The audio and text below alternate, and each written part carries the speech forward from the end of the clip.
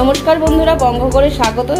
এর আগেও আমি একটা ঝিঙে পোস্ত দেখিয়েছি, মানে বলিনি।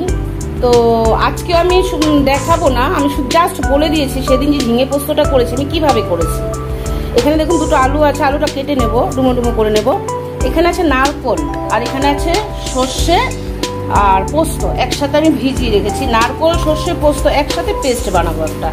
আর নারকোল, আর দেখুন আমরা ঝিঙে পোস্ত তো খেয়েছি, কিন্তু নারকোলটা দিলে না এত সুন্দর হয় খেতে। আমি জাস্ট কদিন আগে বানিয়েছি, আজকে আবার ফ্যামিলির লোকের ডিমান্ড যে আজকে আবার ওটা করো। তো আজকে আবার এটা রান্না করব, বলেই দিলাম। নারকোল সর্ষে পোস্ত লাগবে, আর ফোড়নে লাগবে কালো জিরে আর শুকনো লঙ্কা, তেজপাতা আর একটু পেঁয়াজ কুচানো।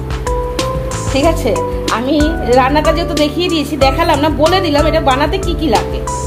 ভালো করে একটু ভেজে নিতে হবে, আর জল কিন্তু যাবে না, জল জাস্ট বাটি ধোয়া জল।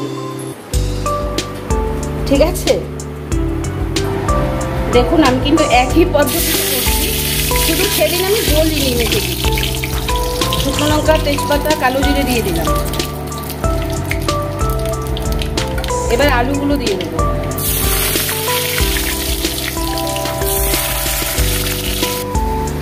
দেখুন আজকে যেহেতু মানে আমার আজকে মঙ্গলবার নিরামিষ খাই, তো এই জন্য আমি পেঁয়াজটা দিলাম না। পেঁয়াজ যারা না খাবেন, পেঁয়াজ ছাড়াও কিন্তু এটা করতে পারেন।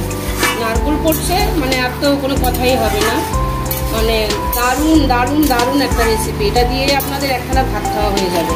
আমি এখন এটা এরকম মোটামুটিভাবে করে নিয়েছি। এবার আমি নারকোল পোস্ত সর্ষেটা দিয়ে দেবো।